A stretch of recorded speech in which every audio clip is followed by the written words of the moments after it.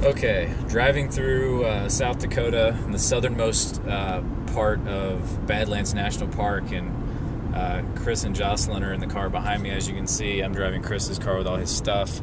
And if you look ahead of me, as I'm driving into the heart of the park, you can see we've got ourselves a little storm coming up here.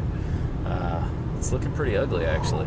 But we just left Wounded Knee, South Dakota, and we're driving into a mess, it looks like. But yeah, maybe I'll get to see Badlands National Park, and maybe I won't. That's about as nasty as you're going to see.